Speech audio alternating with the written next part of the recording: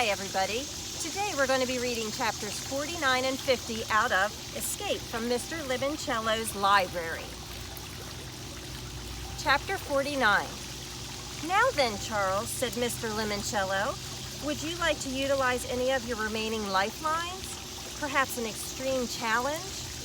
An Ask the Expert? Yes, sir, said Charles. And may I just say, it's kind of you to come here and ask me that question. Well, it's cloudy with a chance of meatballs, and I had nothing better to do. Pardon? Nothing. Just a brief flight of fancy, my mind sailing off past the phantom toll booth. So which lifeline would you like to use? May I ask an expert, sir? Fine. See Mrs. Tobin at the main desk. I must go to my office to monitor Kyle's extreme challenge. What's he doing? Trying to beat you. Toodles! Mr. Lemoncello raised his beret by its stem, turned on his heel, and headed for one of the bookcases on the far side of the rotunda. Charles watched him tilt back the head on a bust and press a red button in the middle of what would have been the man's neck.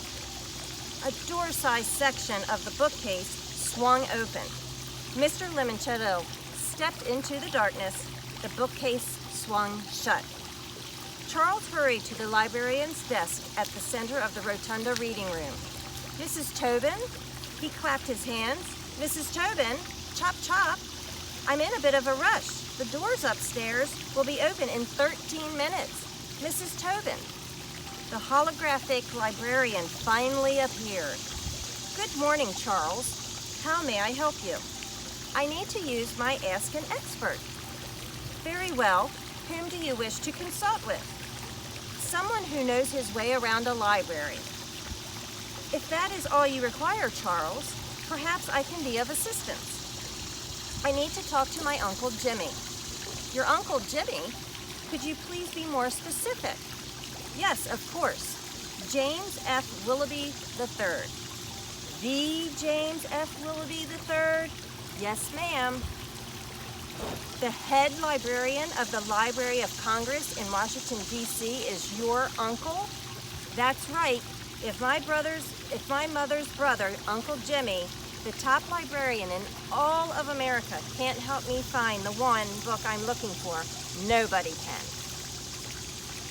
Chapter 50. The memory box is down in the stacks, Haley told Kyle. So he raced down to the basement. The very long, very wide cellar was just as he remembered it, filled with tidy rows of floor-to-ceiling shelving units. Kyle looked up to the closest security camera.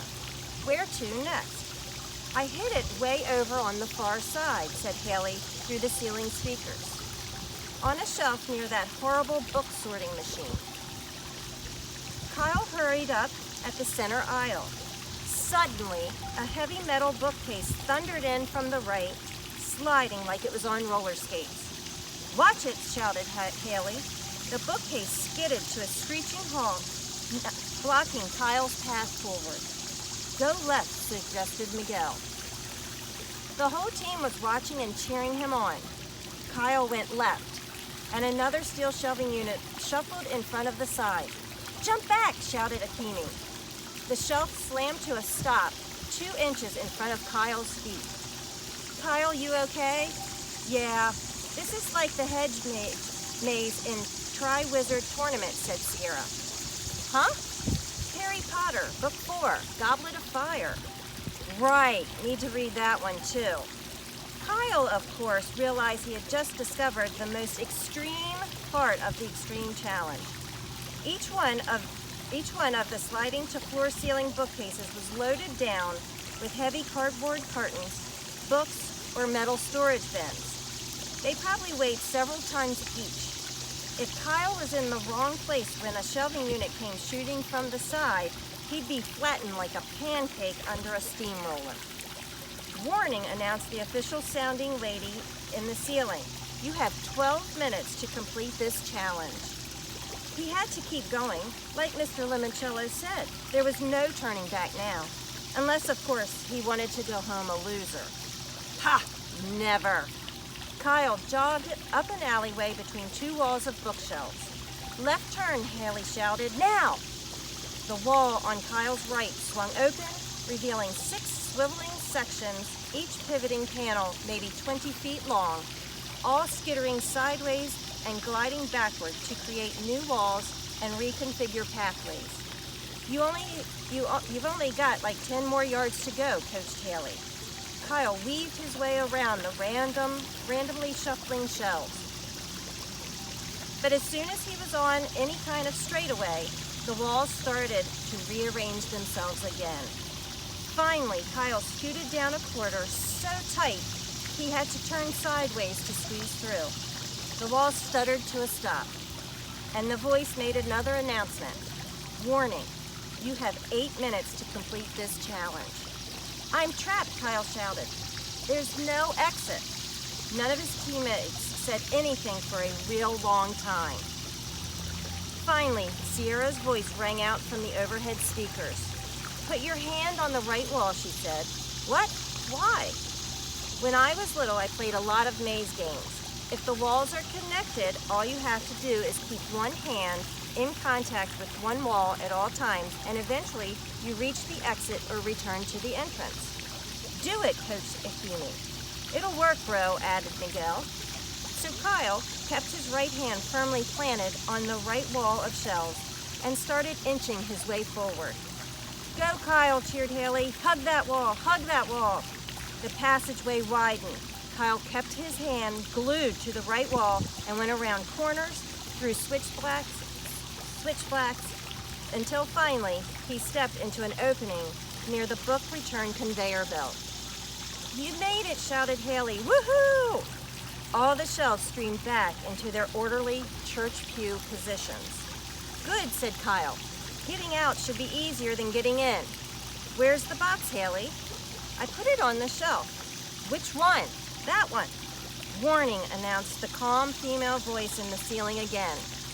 "You have 3 minutes to complete this challenge." Kyle stared up at the nearby camera. Haley, what exactly am I looking for?" "A cardboard box in a drawer."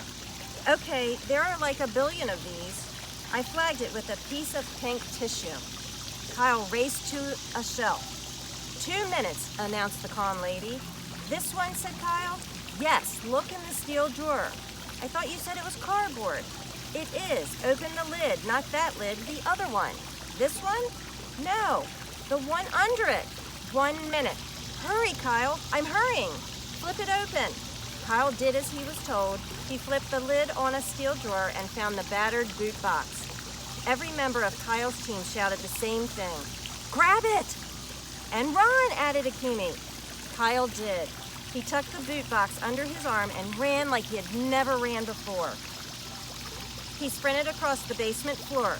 He raced up the steps 2 at a time. When he hit the rotunda, his heart was pounding against his ribs. 30 seconds. He speed skated across the marble floor. It was so slippery he lost his balance. He fell forward, dropped the box. It flew out of his hands, hit the slick floor, slid like a hockey puck across the threshold into community meeting room B. A buzzer sounded. "Time is up," announced the calm voice. "Yo," shouted Miguel. "You made it, bro!" And Kyle started breathing again. Thanks.